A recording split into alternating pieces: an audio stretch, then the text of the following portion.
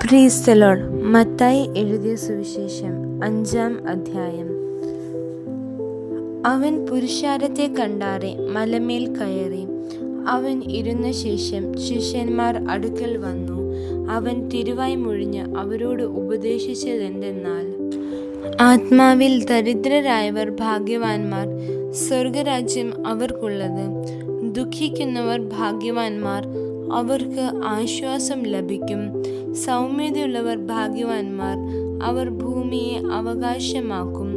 നീതിക്ക് വിശന്ന് ദാഹിക്കുന്നവർ ഭാഗ്യവാന്മാർ, അവർക്ക് തൃപ്തി വരും. കരുണയുള്ളവർ ഭാഗ്യവാന്മാർ, അവർക്ക് കരുണ ലഭിക്കും. ഹൃദയശുദ്ധിയുള്ളവർ ഭാഗ്യവാന്മാർ, അവർ ദൈവത്തെ കാണും. സമാധാനം ഉണ്ടാക്കുന്നവർ ഭാഗ്യവാന്മാർ, അവർ ദൈവത്തിൻ്റെ പുത്രന്മാർ എന്ന് വിളിക്കപ്പെടും. നീതി നിമിത്തം ഉപദ്രവിക്കപ്പെടുന്നവർ ഭാഗ്യവാന്മാർ, സ്വർഗരാജ്യം അവർക്കുള്ളത്. എൻ്റെ നിമിത്തം നിങ്ങളെ പഴിക്കുകയും ഉപദ്രവിക്കുകയും നിങ്ങളെ കൊണ്ട് എല്ലാ തിന്മയും കളവായി പറയുകയും ചെയ്യുമ്പോൾ നിങ്ങൾ ഭാഗ്യവാന്മാർ. സ്വർഗത്തിൽ നിങ്ങളുടെ പ്രതിഫലം വലുതാകൊണ്ട് സന്തോഷിച്ചുല്ലസിപ്പീൻ. നിങ്ങൾക്ക് മുമ്പേ ഉണ്ടായിരുന്ന പ്രവാചകന്മാരെയും അവർ അങ്ങനെ തന്നെ ഉപദ്രവിച്ചുവല്ലോ. നിങ്ങൾ ഭൂമിയുടെ ഉപ്പാകുന്നു. ഉപ്പ് കാരമില്ലാതെ പോയാൽ അതിന് എന്തൊന്നുകൊണ്ട് രസം വരുത്താം? പുറത്തു കളഞ്ഞിട്ട് മനുഷ്യർ ചവിട്ടുവാനല്ലാതെ മറ്റൊന്നിനും പിന്നെ കൊള്ളുന്നതല്ല. നിങ്ങൾ ലോകത്തിൻ്റെ വെളിച്ചമാകുന്നു. മലമേൽ ഇരിക്കുന്ന പട്ടണം മറഞ്ഞിരിപ്പാൻ പാടില്ല. വിളക്ക് കത്തിച്ച് പറയിൻ കീഴല്ല, തണ്ടിന്മേലത്രേ വയ്ക്കുന്നത്.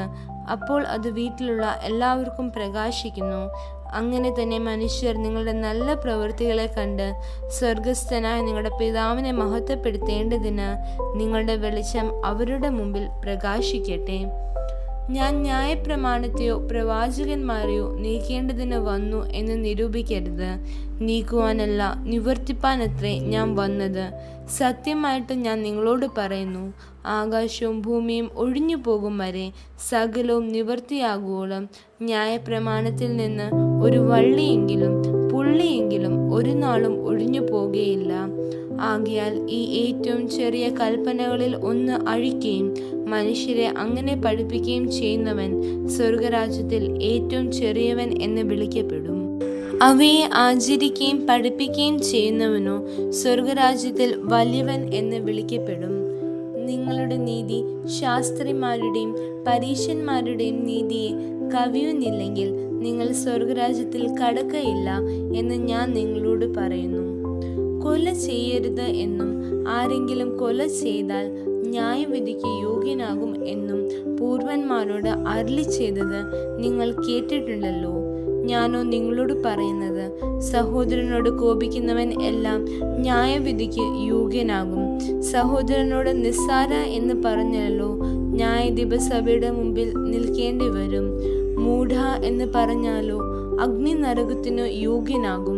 ആകിയാൽ നിന്റെ വഴിപാട് യാഗപീഠത്തിങ്കിൽ കൊണ്ടുവരുമ്പോൾ സഹോദരന് നിന്റെ നേരെ വല്ലതും ഉണ്ടെന്ന് അവിടെ വച്ച് ഓർമ്മ വന്നാൽ നിന്റെ വഴിപാട് അവിടെ യാഗപീഠത്തിൻ്റെ മുമ്പിൽ വച്ചേച്ച് ഒന്നാമത് ചെന്ന് സഹോദരനോട് നിരന്നു കൊള്ളുക. പിന്നെ വന്ന് നിന്റെ വഴിപാട് കഴിക്കാം. നിന്റെ പ്രതിയോഗിയോടുകൂടെ വഴിയിൽ ഉള്ളപ്പോൾ തന്നെ വേഗത്തിൽ അവനോട് ഇണങ്ങിക്കൊള്ളുക. അല്ലാഞ്ഞാൽ പ്രതിയോഗി നിന്നെ ന്യായാധിപനും ന്യായാധിപൻ സേവകനും ഏൽപ്പിച്ചിട്ട് നീ തടവിൽ ആയിപ്പോകും. ഒടുവിലത്തെ കാശ് പോലും കൊടുത്തു തീരുവോളം നീ അവിടെ നിന്ന് പുറത്തു വരികയില്ല എന്ന് ഞാൻ സത്യമായിട്ട് നിന്നോട് പറയുന്നു. വ്യഭിചാരം ചെയ്യരുത് എന്ന് അരുളി ചെയ്തത് നിങ്ങൾ കേട്ടിട്ടുണ്ടല്ലോ. ഞാനോ നിങ്ങളോട് പറയുന്നത്, സ്ത്രീയെ മോഹിക്കേണ്ടതിന് അവളെ നോക്കുന്നവൻ എല്ലാം ഹൃദയം കൊണ്ട് അവളോട് വ്യഭിചാരം ചെയ്തു പോയി. എന്നാൽ വലങ്കണ്ണ് നിനക്ക് ഇടർച്ച വരുത്തുന്നു എങ്കിൽ അതിനെ ചൂന്നെടുത്ത് എറിഞ്ഞു കളക. നിന്റെ ശരീരം മുഴുവനും നരകത്തിൽ വീഴുന്നതിനേക്കാൾ നിന്റെ അവയവങ്ങളിൽ ഒന്ന് നശിക്കുന്നത് നിനക്ക് പ്രയോജനമത്രേ.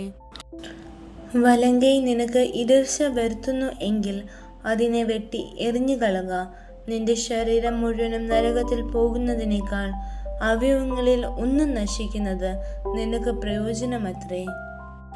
ആരെങ്കിലും ഭാര്യയെ ഉപേക്ഷിച്ചാൽ അവൾക്ക് ഉപേക്ഷണ പത്രം കൊടുക്കട്ടെ എന്നും അരുളി ചെയ്തിട്ടുണ്ടല്ലോ. ഞാനോ നിങ്ങളോട് പറയുന്നത്, പരസംഗം ഹേതുവായിട്ടല്ലാതെ ഭാര്യ ഉപേക്ഷിക്കുന്നവനെല്ലാം അവളെ കൊണ്ട് വ്യഭിചാരം ചെയ്യിക്കുന്നു. ഉപേക്ഷിച്ചവളെ ആരെങ്കിലും വിവാഹം കഴിച്ചാൽ വ്യഭിചാരം ചെയ്യുന്നു. കള്ളസത്യം ചെയ്യരുത് എന്നും സത്യം ചെയ്തത് കർത്താവിന് നിവർത്തിക്കണം എന്നും പൂർവന്മാരോട് അരുളി ചെയ്തത് നിങ്ങൾ കേട്ടിട്ടുണ്ടല്ലോ. ഞാനോ നിങ്ങളോട് പറയുന്നത്, അശേഷം സത്യം ചെയ്യരുത്. സ്വർഗത്തെ കൊണ്ട് അരുത്, അത് ദൈവത്തിൻ്റെ സിംഹാസനം. ഭൂമിയെ കൊണ്ട് അരുത്, അത് അവൻ്റെ പാദപീഠം. യെരൂശലേമിനെ കൊണ്ട് അരുത്, അത് മഹാരാജാവിൻ്റെ നഗരം. നിന്റെ തലയെ കൊണ്ടും സത്യം ചെയ്യരുത്. ഒരു രോമവും വെളുപ്പിപ്പാനോ കറുപ്പിപ്പാനോ നിനക്ക് കഴിയുകയില്ലല്ലോ. നിങ്ങളുടെ വാക്ക് ഉവ്വ് ഉവ്വ് എന്നും ഇല്ല ഇല്ല എന്നും ആയിരിക്കട്ടെ. ഇതിൽ അധികമായത് ദുഷ്ടനിൽ നിന്ന് വരുന്നു. കണ്ണിന് പകരം കണ്ണും പല്ലിന് പകരം പല്ലും എന്ന് അരുളി ചെയ്തത് നിങ്ങൾ കേട്ടിട്ടുണ്ടല്ലോ. ഞാനോ നിങ്ങളോട് പറയുന്നത്, ദുഷ്ടനോട് എതിർക്കരുത്.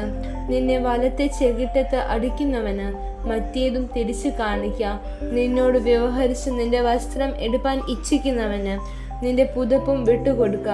ഒരുത്തൻ നിന്നെ ഒരു നാഴിക വഴി പോകാൻ നിർബന്ധിച്ചാൽ രണ്ട് അവനോട് കൂടെ പോക.